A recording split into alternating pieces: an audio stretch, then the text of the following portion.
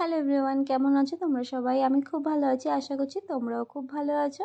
তো আমরা বাড়ি থেকে দিল্লি ফিরেছি ওই এক সপ্তাহ হলো। আগের সোমবারে ফিরেছি। আজকে হচ্ছে রোববার, ভূত চতুর্দশী, আর কালকে তো দিওয়ালি, মানে কালী পুজো আর কি। তো সারাদিনেও আজকে সময় পাইনি একদম ভিডিও শ্যুট করার, কারণ একদম ঝাড়পোছ করছিলাম আজকে। তো মানে আমি দুর্গা পুজোর সময়ও না সাফ সাফাই করতে পারিনি, একদম রিহু ছিল আর জয়েরও কন্টিনিউ ডিউটি ছিল বলে আমি একদম করতে পারিনি। আর একটা সপ্তাহে যে আমি এসেছি, একটা সপ্তাহেও কিন্তু আমি মানে জয়ের নাইট ডিউটি ছিল, সকালবেলা এসেই ঘুমিয়ে পড়তো, সারাদিনও ঘুমোতো আর কি, খালি দুপুরে উঠতো খাওয়ার সময়। তো আমি রিহুকে সামলে সাফ সাফাই করার একদম সময় পাইনি। তাই ভাবলাম আজকে রবিবার ছিল, জয় বাড়িতেই ছিল, তো দুজনে মিলে কিন্তু আমরা ঘর মানে দুটো ঘর আর রান্নাঘর সমস্ত কিছু ডিপ ক্লিনিং করে নিয়েছি। প্লাস তারপরে তো জামা কাপড় কাচা আছেই, তো সেগুলো আমরা করেছি আজকে। তার জন্য কিন্তু আমরা আজকে খুব ক্লান্ত।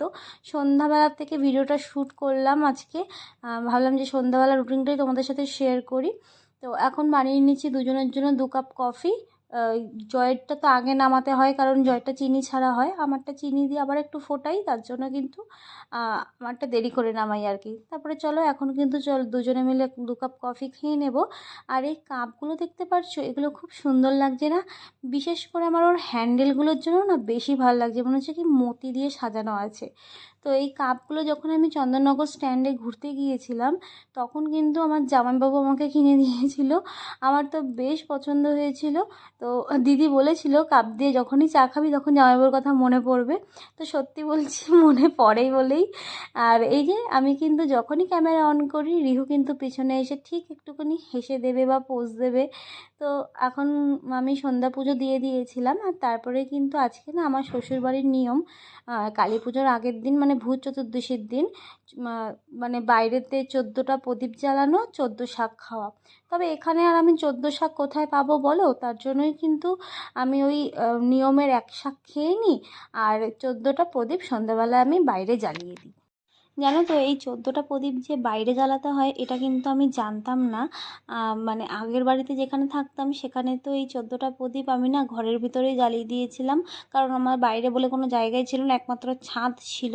তো ছাদে তো আমি আর যাইনি। তো আমার ভিডিও দেখার পর আমার শাশুড়ি মা বললো, আরে পাগল, ঘরের ভিতরে 14 প্রদীপ জ্বালাতে নেই, বাইরে জ্বালাতে হয়। তার জন্য কিন্তু আমি এখন থেকেই বাইরেই জ্বালাই। আর আগের বাড়িতে যদিও জায়গা ছিল না, তো এই বাড়িতে তো অনেকটাই জায়গা আছে, তাই বাইরের দিকেই মানে আমার ঘরের সামনে এত বড় একটা ছাদ আছে, পেছনের দিক আছে, তো ওইখানেই জ্বালিয়ে দিই।